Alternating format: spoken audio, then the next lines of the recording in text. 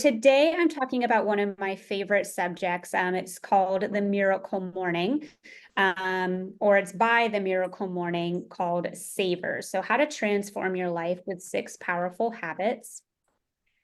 This is based off of a book by Hal Elrod. So if you scan the QR code, that will take you to Amazon, where his book is sold. But this book is actually one that definitely played a key part in where I am today. It was one of the first, at the time I would call it self-help books that I read back when I was 28 years old, which then put me on the path to real estate, and the rest is history. So I do really believe that the things that you do and the habits that you do in the morning can truly set not only your day up for success, but can actually help change who you are as a person, and then eventually as a leader. So we're going to go through essentially what those 6 habits are. And then at the end, I'm going to give you some tips on how you can implement this strategy. So before I get started, has anyone read the book, or is anybody practicing SAVERS currently?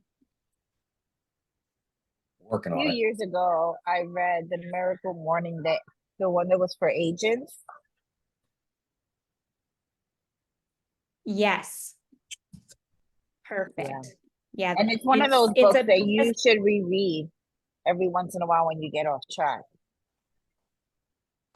I would agree. It's definitely not a once and done. It's always a good one to revisit for sure. And yeah, I know John Henry has been working on it as part of his 66-day challenge post Bold. And then I taught my team the SAVERS a couple weeks ago, and I believe some of them are also starting to implement as well. So SAVERS stands for silence, affirmations, visualization, exercise, reading, and scribing, which, just to keep the acronym, scribing is just a different word for journaling. Except you have to use a feather pen. Yes, feather pens only with real ink from an octopus. All right. So when you change the way you wake up in the morning, you change your entire life. So perfect quote to get this started. Because I definitely believe that these morning habits led me to where I am today. So the first part of your SAVERS is simply just practicing silence. This can be different for everybody, right? Some people, this is their prayer time. This is their devotional time. For some people, it's meditation. It can also be simply just reflection. For me, it's probably more like meditation at this point. An app that I use that helps me practice this is Calm, but there's a lot of apps out there like Headspace. I think there's one called Insight, and it's free. But really, this is just time for you to just kind of be still in the moment. So when your alarm goes off, you don't want to have to just jump right into doing something that takes a lot of energy. This is kind of your way to wake up, become present, so you can learn to enjoy the process. Silence only has to take about 5 minutes. You don't have to dwell in this for a really long time. As you develop the SAVERS, you're going to figure out the best method for you and how much time you want to spend on each item. The timing that I'm teaching you in today's session is to help you stay within an hour. So that way it's not taking up too much of your time in the morning. I myself, my SAVERS now take me an hour and a half, just because I like to do certain things a little bit longer than originally recommended. So just keep that in mind, that you can make this as flexible as possible. So that way it's something that you enjoy and you can make it to fit your lifestyle. The next part is to practice affirmations. We learned about this in Bold, and I'll be honest, when I first started SAVERS, I thought affirmations were kind of silly. Like I didn't feel comfortable doing them. I felt awkward, even though I was by myself. But I will say that what I started to do was I actually kind of pushed affirmations on my kids first. Like it was easier for me to tell them how to do it than it was for me to do it myself. So my kids say every morning, I am brave, I am strong, I am kind, and I am beautiful. So I have them say it 3 times. And then if there's something that they're struggling with, I'll have them add an affirmation that kind of helps them with whatever that struggle is. So for example, if Kinsley is struggling with her spelling words that week, I'll tell her, like, why don't you say something like, I'm gonna get mastery on my spelling test this week, and I know how to spell my challenge word, right? Like, just different things that she can apply. So once she believes in herself, then it'll actually happen. And that's exactly what affirmation should be for you. So what's something that you're struggling with that you tell yourself you're struggling with, that you can make the negative then a positive? Does anybody have an example of something that they're struggling with that they could easily turn into a positive? I mean, I can just say my morning routine that sucks. Like, if I fixed it and really made the changes I need to make, like I got thrown off last week because I got sick, and then it's been hard to get back on track. But working on that affirmation of my morning routine makes my life so much better. If I can use that as an affirmation and fake it till I make it, it's just something I got to practice. Absolutely. And I think another part of that could be just telling yourself, I am a morning person. Like, how often do people say, oh, I'm not a morning person? And they say it all the time. And that's the block and why they can't wake up in the morning. But if they just started saying out loud, I am a morning person, eventually they're going to believe it. So I definitely think that's a great example. And it doesn't have to be anything crazy. For me, I now make my affirmations a part of my journaling. So I write it. Because for me, then I'm writing it, I'm reading it. It's like using multiple senses for me. And I feel like that helps me believe it more. Brittany, I know, you've certainly worked with the leadership team in encouraging us, those of us who aren't necessarily avid readers, to read. And so I find myself, 6 months ago, I would say, I'm not a reader. I'm not a reader. I'm not a reader. And now I find myself, and my husband is actually saying, like, you're a reader. Like, you're a reader. You are a reader. And I'm becoming a reader. Yes. I love that. Can I add something about this? Please.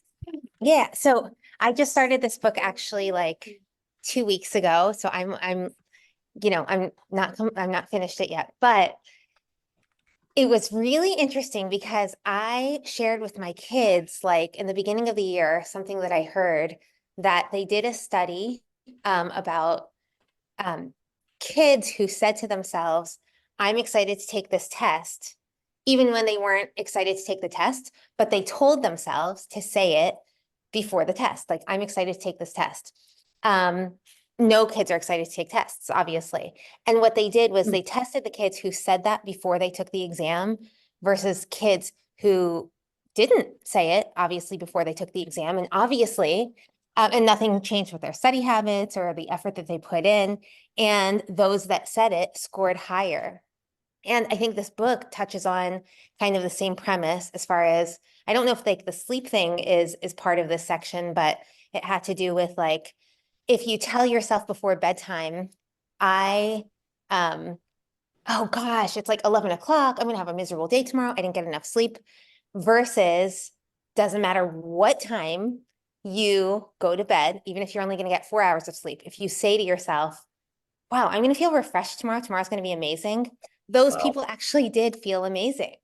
It's so insane how your mind, body, like the physiology behind it work. And so all this affirmation stuff is where it's at. And so I actually make my kids I say love it. before tests that they're excited to take a test. It's like something we have to do every day. Yeah. I love that. I'm going to implement that. Like right away. I'm going to implement that, because that is something that, you're completely right. Like, I used to be terrified to teach classes.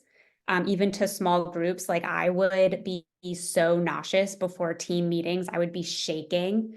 And now that you're telling that story, like I would just tell myself, like, Brittany, you got this, you know, the content, you're prepared. Like, and I would just keep talking to myself. And now, I don't have those same feelings when I get up in front of a classroom. Like I'm completely natural now. It's just another part of my day. But I think it's like, it was the words I was saying to myself versus being like, I'm so anxious.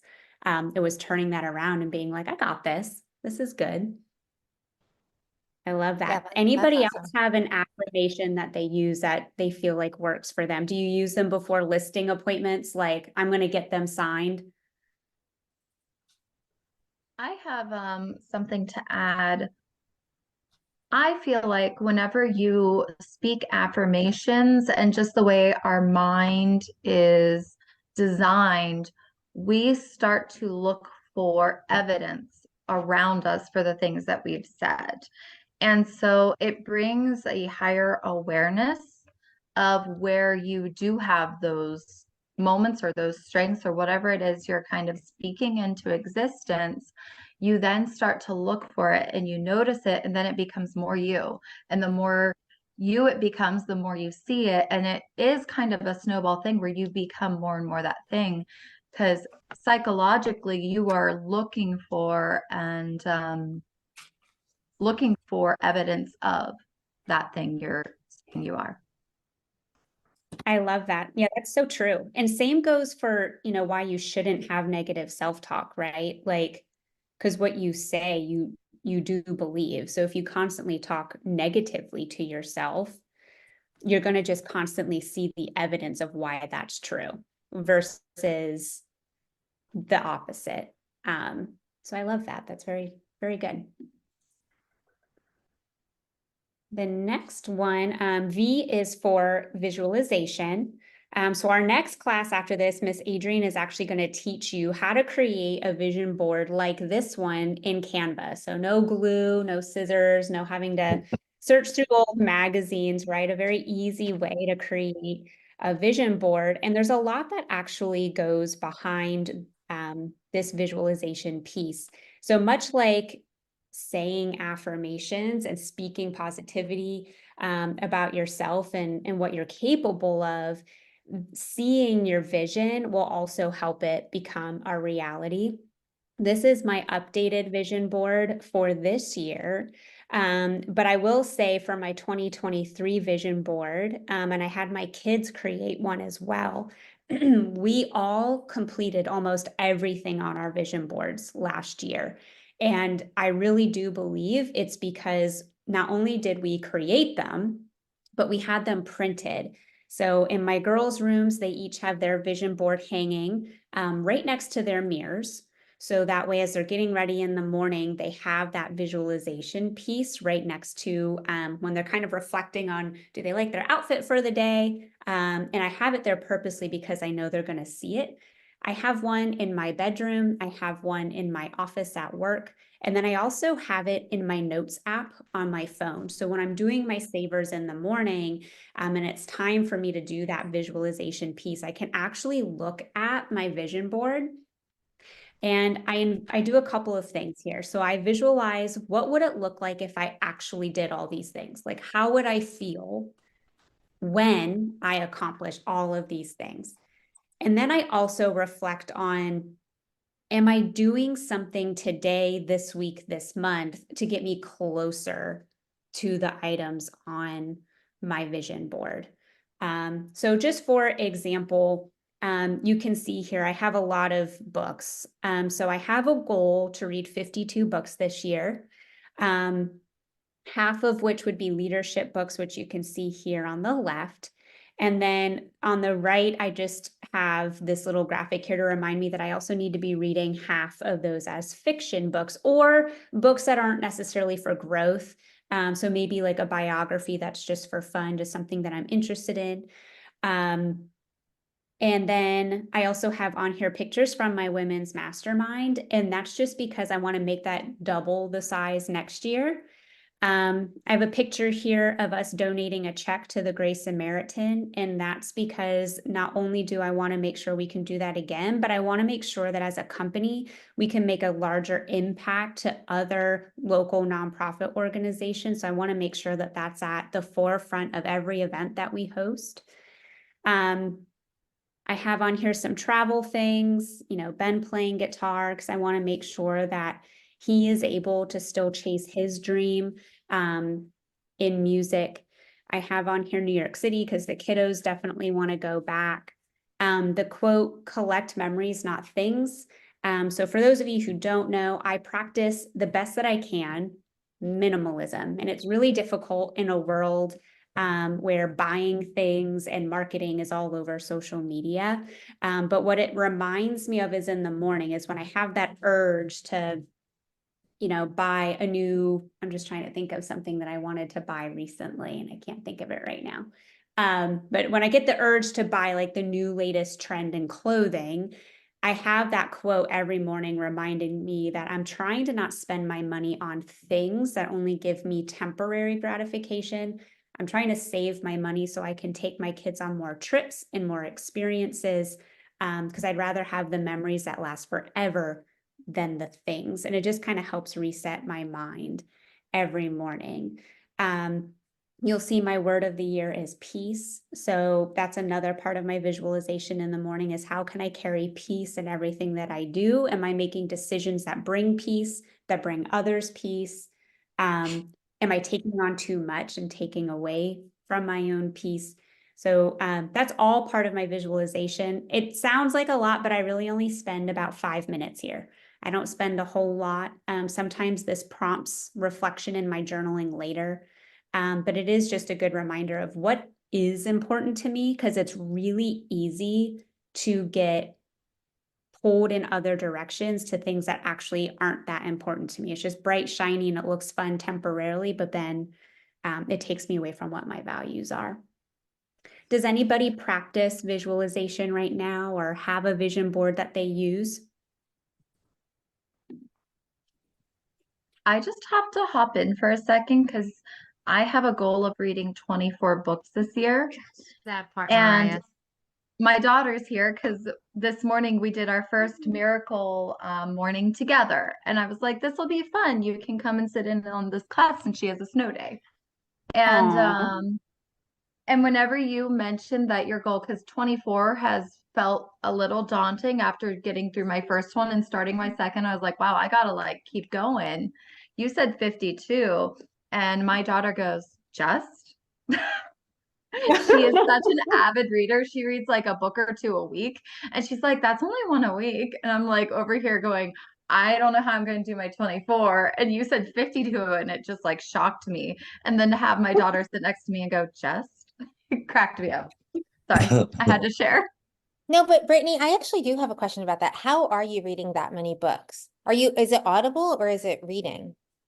I have a great, that's a great question, and I think I have a good answer for you. So in the mornings, I only read books that are growth related.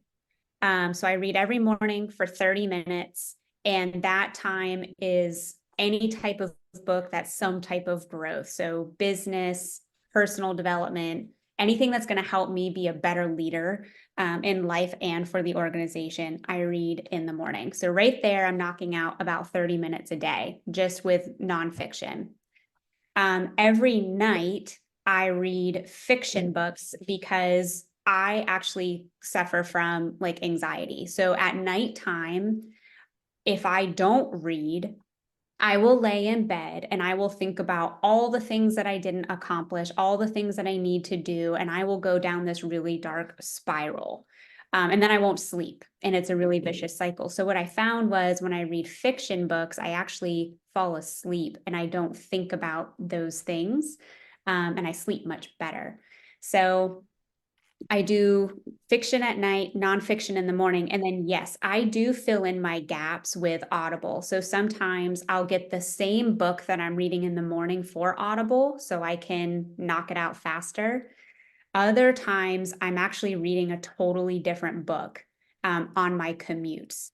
And what I've been trying to do is I do research the books a little bit before I pick them. And sometimes I find that people will say the Audible was better, just because the author will give extra insight. So for example, a book that I think is completely worth doing Audible versus reading the physical book is Buy Back Your Time. It's very podcast style. He does a whole Q&A between each chapter.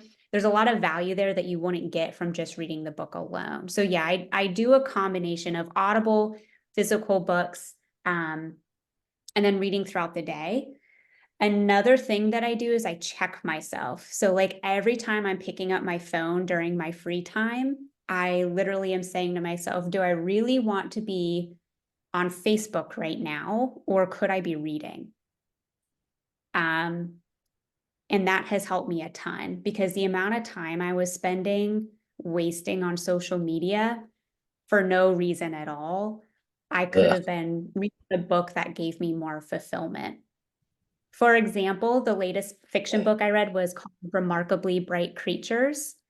Oh my gosh, changed my life. My new favorite book of all time. I read it for 5 hours straight on Sunday. Think about how often people do that just watching Netflix. So instead of binge Netflix like watching shows or binging on social, I just binge read something that I enjoy.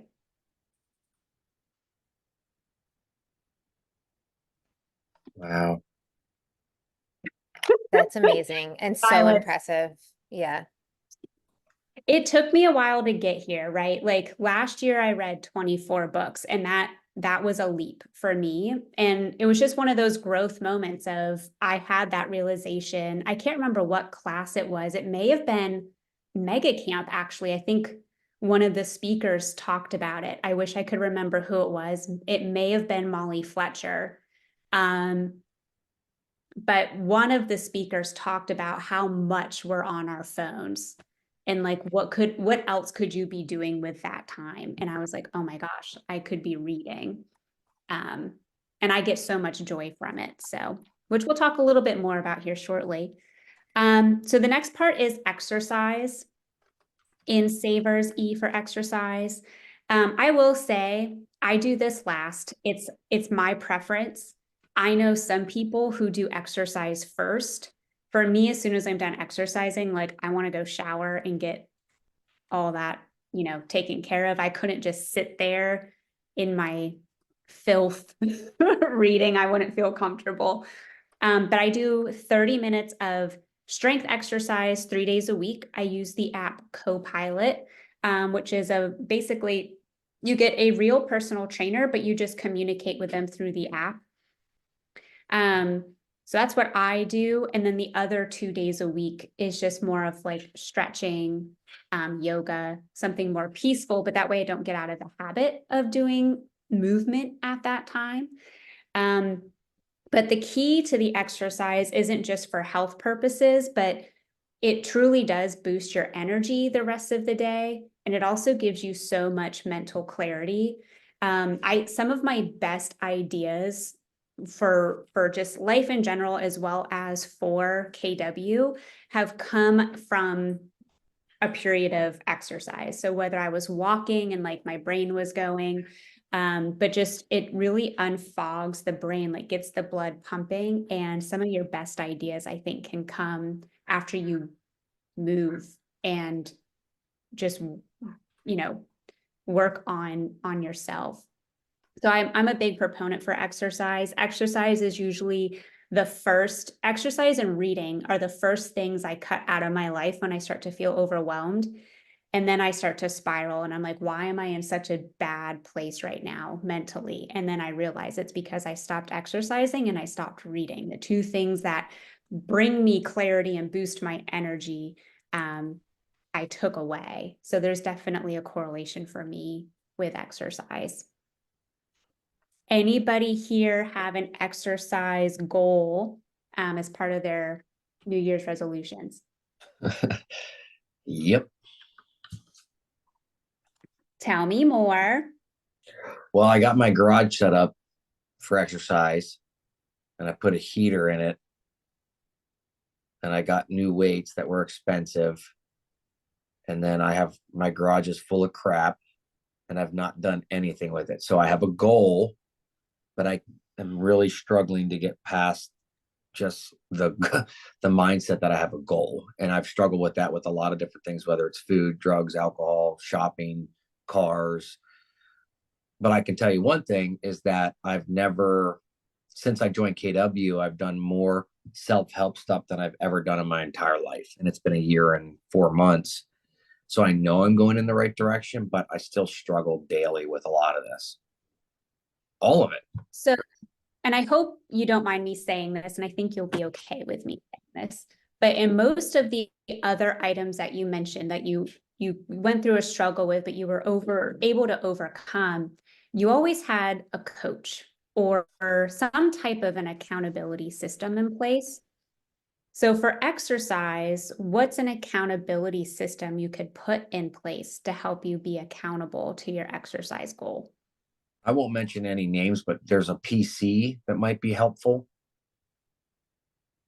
That could be helpful. I'm going to But caution you on I'm just kidding. No, because that's not it. I need to hire like an outsider, to be honest with you. Like I need to hire somebody that's outside of like the household because and I'm not meaning to speak for her, but she's busy. Like she works all day, she's with her mom all night, and then we get home and we just want to sit.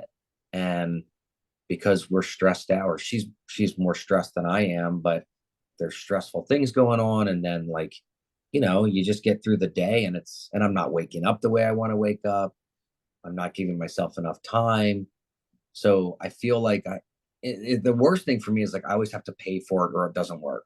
Like if I'm not paying somebody, like, so I lost 40 pounds last year. I paid somebody $350 to coach me on how to eat. And Taylor's been telling me to eat that way for 5 years.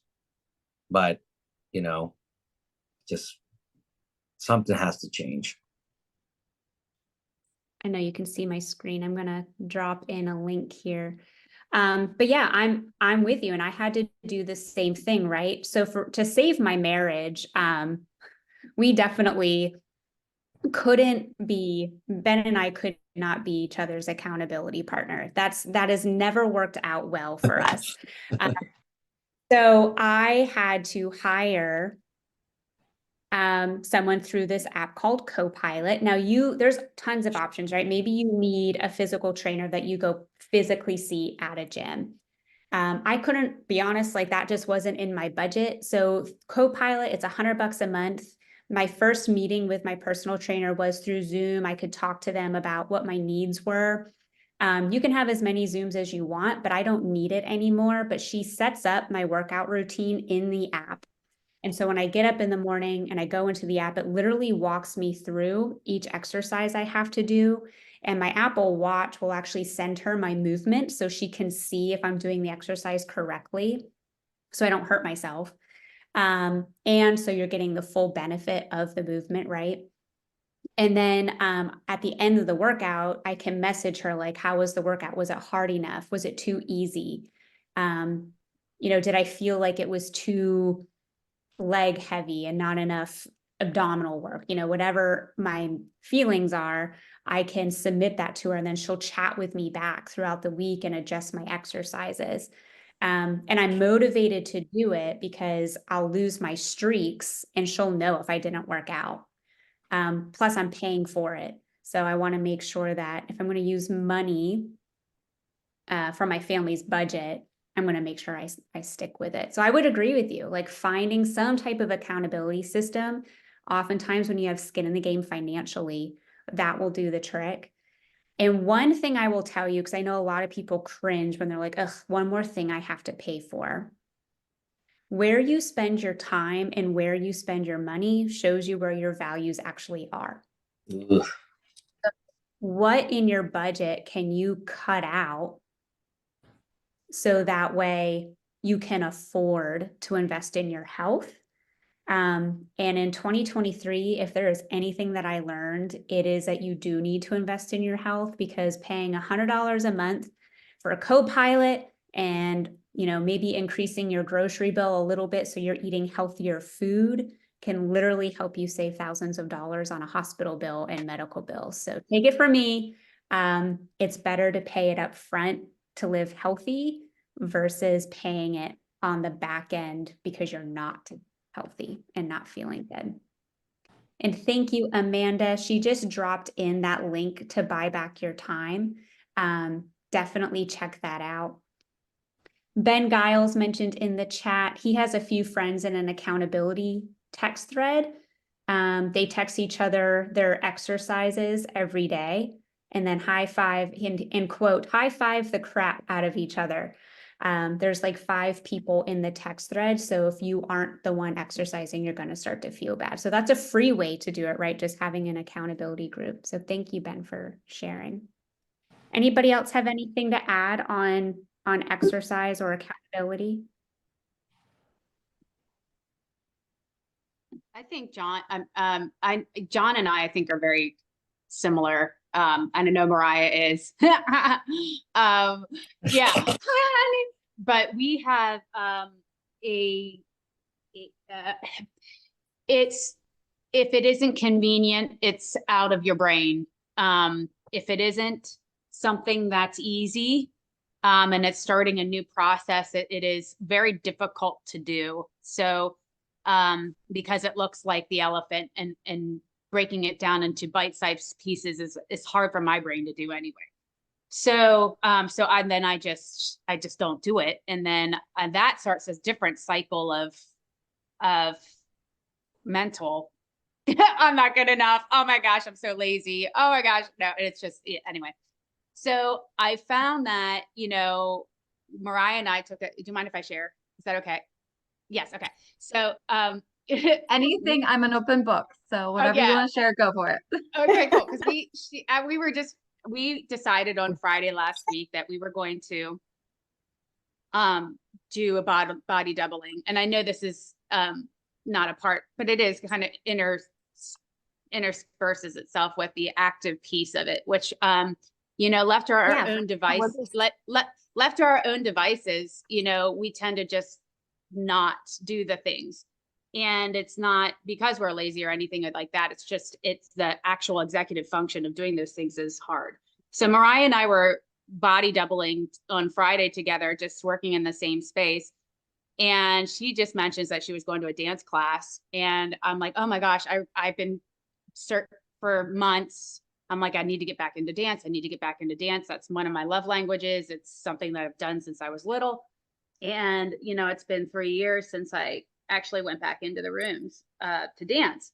So she's just like, Mariah's giving heart. She's like, you need to come with me. And I'm like, but and she understood because she took the step that she understood me, that I needed to take the step. And she lovingly supported she basically lovingly threw me into saying, you must come and this is what you're going to do. And then immediately following that activity is to start getting into the habit of actually preparing yourself for the next time you're going to do it. So I don't have a membership. I just was a one-off class, right? So she's like, you need to sign up for the next week's class. Just get it on your schedule. Just get it on your schedule. And if you make the step to get it on your schedule and it's a non-negotiable, I find, and then you have somebody back there ramping you up for something that, the whole way there, it was rainy, it was gross. I didn't want to go. I'm like, I'm going to go. I'm going to hit traffic. I'm like, let me just hit traffic. I don't want to go just so I'll turn around because I can't be late to a dance class, so I'm like excusing the whole time I'm driving there. I'm excusing not going. And I get there and it's the best thing that was, just such great soul food. And I feel like that's like the difficulty for a lot of people is not when you get to the gym. It's when you're at the gym, it's easy. When you're doing the exercises, it's relatively easy, but it's actually getting to the point where you're doing those things. That's the hard part. So, just having Mariah be a voice of like urging and support, like John, maybe what it looks like is that finding someone that's like that. And maybe that's what it is a a PC or someone that's just going to lovingly nudge you in the thing that once you get there feeds your soul. And I feel like exercise does that, but it does that for in a lot of different ways for a lot of different people. So for me, it's dancing or listening to music, and that's my soul. That's my soul food. So for maybe it's it's going to hit virtual golf balls at the Wired Golf, or what I mean, Go Golf, or something that's going to get you physically active, but that feeds your soul at the same time. It's not just me doing sit-ups. You will never get me into a gym where I'm just doing like, won't happen. So sometimes just finding the right thing that's going to, is going to make you just go when you're done with it, instead of just going to work. I'm going to work out. I'm going to get swole. And then signing up for it again while you're still on the high before you regret signing up for it. Because that's the biggest thing is when I feel like signing up, I sign up, the money's paid, and then I almost trick myself into getting there. So similar to what Amy said, the first time I went, I came up with a dozen reasons why I wasn't going to go the first time. And I just kept taking the tiny little steps towards the place. And then before I knew it, I woke up at the gym, not even really understanding how I took all these tiny steps to get there. But when you were in it, it was exciting. And so even with Amy on the way back, we were chatting. I was like, you got to sign up right away while you're still excited. Because I know how that's like the biggest hurdle is like getting it on your calendar, making it a priority. And then once it's on your calendar and you've paid for something, you kind of just take these little small steps and find yourself there, and it just happens. Then it's like for me, it's like AA or it's my necessary medicine. And by golly, would I want to take that type of medicine than something that is keeping me either sitting my butt on the couch and not being productive, and that's just going to make me a better version of myself, so that it becomes easier. The art of practicing the things that are difficult for us is not the action itself. Like the action itself, when we're doing the task, is not the task. It's getting to the point where we actually can execute the task. It's right. And I feel like that is like, if I could, and I feel like when I'm at my best in that regard is when I am doing the things that feed my soul, that make me live in a happier, healthier place. And then that gap gets smaller. It's still there, but it gets smaller. And it's been, I know, for years, and years it's been like that, where I just that gap has been like, I'm like, I just want somebody else to fill the gap and then just point me to where I need to be when I need to be there. And I don't want to think about it. I don't want to need to have any executive function, just that. But when you start to feed your soul in all of these ways, which is what I think you're saying, Brittany, is what this program's all about. For sure. And making it yours, like make it enjoyable. Like, for reading, if I start reading a book and I don't like it, like it just is, I'm not vibing with the way they write or whatever it is, I don't finish it. I'm like, you know what? Other people liked it. I don't, moving on. Like, I'm not gonna make it purposefully unenjoyable. Exercise, I found something that I look forward to. And I set up, so I work out at home. I just found that's what was easiest for me because I have kids and Ben travels. And so anyway, like in my basement where I work out, like I've got like this faux fireplace, and I make the mood real chill, and I put my yoga mat out, and I have my water and my coffee and my candle. So it smells good. And I've got like this whole vibe going just to work out for 30 minutes. But it's because that's what gets me excited to go downstairs and like be in my zen. So yeah, you got to make it enjoyable. Same thing with lead gen. Not that we're talking about lead gen this morning, we're talking about savers, but you got to find what you love with lead generation, right? It doesn't have to be cold calling. Find the thing that makes you passionate and excited to do it. Great conversation. I love this. So I know we talked about reading pretty heavily, so I'm just going to use this time to show you a little trick that I recently learned, and I'm super excited about it. So reading, the one quote that I love from Miracle Morning is the difference between where you are today and where you'll be 5 years from now will be found in the quality of books that you've read, which I think is so powerful, and it is so true.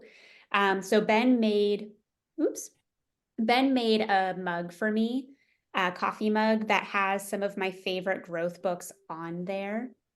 So if you take a look at this image, these are truly books that I have found impactful in my life along the way. So take note of these books. But another thing I want to show you, so I used to struggle with how to take notes properly from my books. So I would like highlight, and after I was done reading, I would have to sit there and painfully flip back through all my highlights so that way I can type up all my notes. And it just took a lot of time. So I watched a video the other day, and what the gentleman does is he does highlight his book, but then at the end of each reading session, he takes just a couple of minutes and he creates his own index in the front of the book.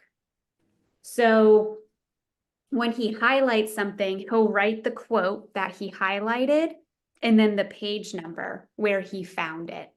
So that way, when he needs to reference something, you know, in a couple of months from now, if he's going to do a presentation on the book, or he just needs to revisit it for whatever reason, he can read that front cover because those were all the important quotes for him and what pages he found it to make it easier. So he's basically creating his own table of contents, or like his own index to the things that are important to him. And then what he does at the end is he writes his ahas and his action items in the back of the book. So where there's like those random blank pages at the end, he uses that to then write down, these are my ahas on the left. And then on the right, he writes down, and these are my 3 to 5 main action items that I plan on implementing right away. So I dropped a video on that in the Facebook group, I think about a week ago. Adrian, was it a week ago? Yeah, it was a great video. So good. So definitely check that out, because reading only is helpful if you actually implement the things that you learn. So you can be the brightest person in the room and read all the books, but if you're not implementing what you're learning from those books, you're not going to experience growth. So I found that. If we're looking to get our hands on some books that somebody might have available, where would we be able to do that? So in the cafe, there is a little take a book, leave a book, completely free section of books that got started with our book exchange. So when you look at the cafe, there's like the sink and the coffee maker. It's to the right of that. There's a pile of books there. So if you read a book and you want to pass it along, you can leave it there. And if you see a book in that pile that you think sounds like something you could use, just take it. That's actually where I got this book from. Good to Great was in that pile.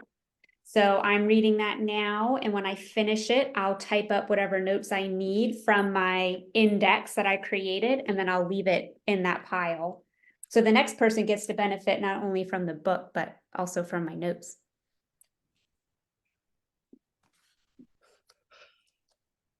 And then the last part of SAVERS is scribing. Your outer world is a reflection of your inner world. So another thing that I really learned in 2023, and maybe I've always known this, but it finally just, you know, I got a lot of clarity around being intentional about dealing with the things that are inside of us. And so by writing those things out via journaling, it actually does help you cope and deal with the things that you're kind of battling on internally. So journaling can be positive. Maybe if you've never gratitude or journaled before, you could start with simply just writing down what you're grateful for. It's a great exercise to help you put in a good mind, get yourself in a good mindset for the day. But I also recommend every now and then just writing out, what are your struggles? Like, what are you upset about? What is stopping you from succeeding in whatever goal you're trying to accomplish? What are some things that are affecting you personally? And working on those struggles, whatever they are, will help you in every aspect of your life. So I'll be very vulnerable. A thing that I struggled with because I'm getting better, is forgiveness. Like I have dealt with some things in my life and I was holding on to those things. And I noticed even in the way that I lead, in the way that I interact with others, that lack of forgiveness was preventing me from building relationships at a deeper level, right? I kind of had my walls up. So something that I've been really working through really the last 3 months, if I'm honest, is learning how to let go of those things that I've been holding on to, and learning how to take down my walls and allowing other people in to my world. And I did all of that through reading a book about forgiveness and then journaling and working through the exercises in that book and just being really real about what's going on in here. So that way I'm not projecting negativity on the world through things that I'm holding on the inside. I want to make sure I'm projecting positivity. So in order to project positivity, I got to be positive on the inside too. So that's what journaling is for me. Sometimes I spend a minute here and it's just, hey, this is what I'm grateful for. I'm good for the day. And sometimes I'm here a lot longer. So that's why sometimes my savers can be up to an hour and a half. And I just make sure I have that time allotted appropriately on days that I feel like I need a little bit more time here. So for me, scribing, journaling is actually really healing. But for those who've never done it before, it can be a difficult thing to just get started. So I really would just start out with simple things of like, what are you grateful for? Anybody have anything to add on scribing? Yeah, can I chime in for a sec? Absolutely. So this was so timely. I think it was 2 days ago. I'm sure any of you iPhone users, you might have had the same experience I did. But 2 days ago, I noticed that there was a new app on my phone that just appeared. And it's called Journal. Yes, I saw that this morning. Yeah, and so Apple now has, you know, like all of their proprietary apps, I guess. They have this new one called journaling. I have probably 15 different journals that I have started at one time in my life or another. I go shopping for the prettiest cover and the right size, and is it spiral bound? And I make such a big deal about buying the journal, and then I maybe write in it for a day or two, and then it goes in a drawer. I never do anything with it. And so, I mean, unfortunately and fortunately, you know, my phone is always with me. So the notion of being able to have that journal right there, and it gives you prompts. So sometimes for me, that's the hardest thing is I don't even know what I should be writing about right now. And then it feels awkward. And then I'm just like, okay, I'm going to go do something else. But it actually has prompts that it'll give you, which I think is super helpful if you just struggle with knowing what am I supposed to be doing right now. I love that so I much. had no idea. Me either. I love it. I used to just use my notes app, so this will be a lot more helpful.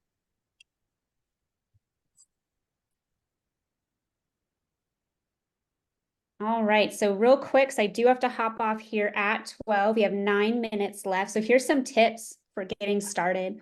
The number one thing in order to start doing savers in the morning so you can win your day by 8 a.m. is to go to bed on time. So that is typically the biggest struggle is we'll stay up right till 10 or 11 o'clock at night, and then we can't figure out why we can't get up at 5 a.m. the next day. So it really does start with what you do the night before. So for me, it's making sure I'm asleep by 9:30. It's reading my fiction book before I go to sleep so that way I can stay asleep. I think John once mentioned to me that he can't have caffeine after like 3 o'clock because that affects his sleep. So figuring out what it is to ensure that you go to bed on time is actually the simplest way to get started. I would also recommend just start by waking up 30 minutes earlier, right? You don't have to start by waking up 2 hours earlier than you normally do. just start with 30 minutes and then make it longer each week until you're at a point where you feel like that's your good routine, that you're good with an hour, hour and a half, whatever that looks like for you. And then when you do that, do your savers just 1 minute. So wake up 30 minutes early, do silence for a minute, do affirmations for a minute, visualizations for a minute, exercise for a minute. Like maybe you just do 10 sit-ups or 10 push-ups, or you turn on the music real loud and you dance around to your favorite song for as long as the song is, but just do it real quick. It doesn't have to be long. And then just read for 1 minute. And then every time you get up, just make it gradually longer and longer. You don't have to burn the ships with this process. Just get started and start small and then take baby steps to get bigger if that's what works for you. Accountability, have an accountability partner, start a group chat with someone. Maybe we could do like a Facebook group, whatever that may look like. If you scan this QR code here, there actually is a Miracle Morning national Facebook group, or probably global Facebook group. But if that's not enough accountability for you, like find a system that works for you. For Ben, that was a group chat with 5 of his friends. So find a way to have accountability, because that's the best way to build any habit. And then lastly, just give yourself some grace. Any habit takes time to develop. I've been doing this for 6-7 years, and there's still times that I fall off the bandwagon, whether I get sick and then it's just hard to get back in the routine. Life happens. So just give yourself grace. If you stop, you can always pick back up. And then of course, this is always something too that we can work on in our one-on-ones with your coach, just so that way we can be here to help support you. So I'll leave you with, where you are is a result of who you were, but where you go depends entirely on who you choose to be.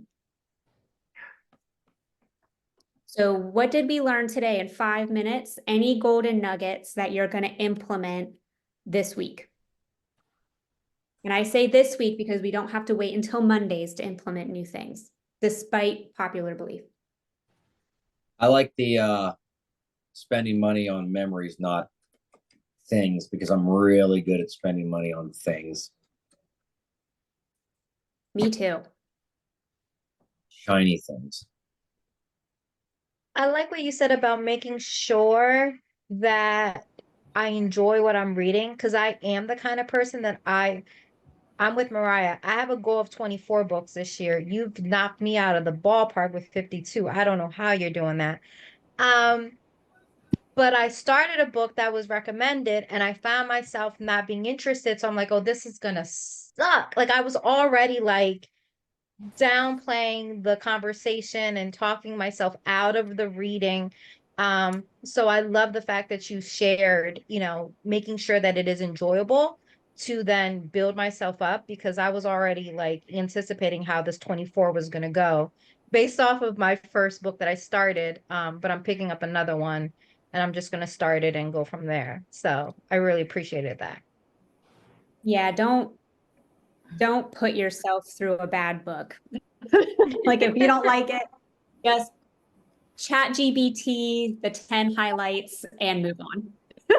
Yeah. That was I a good really one for me. like the positive affirmations, even the I am a morning person, I like to read, I will exercise, like everything that we're talking about here, starting off with a positive affirmation of actually doing the things to help get in the mindset of creating that routine. I love My that. biggest takeaway is what you said at the very end, Brittany.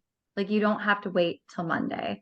And I think that's something I kind of decided earlier this year is I don't have to wait for a new year. I don't have to wait for the 66-day challenge to begin to start doing the habits. I don't have to wait for the Savers class to start my, miracle morning. And I just kind of go into things knowing that they're going to be imperfect, but just starting instead of waiting until a Monday or waiting until after the class has been taught. Like, just have fun with it, because then you have a better idea of what you need to learn in that class or whatever. So if we're having a class on listings or a class on budgeting or a class on whatever it might be, don't wait till that class to start doing it.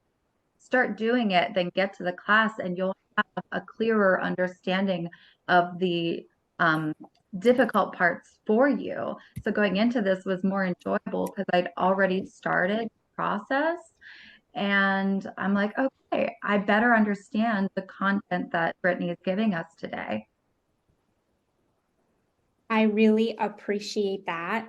And I do have to run, but Adrian's going to take over from here and help you dive deeper into visualization. It looks like we want a morning text thread, so I am more than happy to do this. If you want to be in the text thread, email me so I'm not texting everybody. Is 6 a.m. a fair time? Do you guys want me to do it at 7? You tell me, and I'll get it started.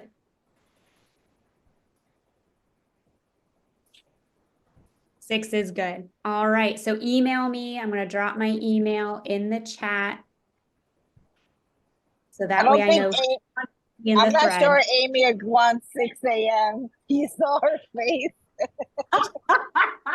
I can't see anyone's faces when I'm in present mode, so that's hilarious.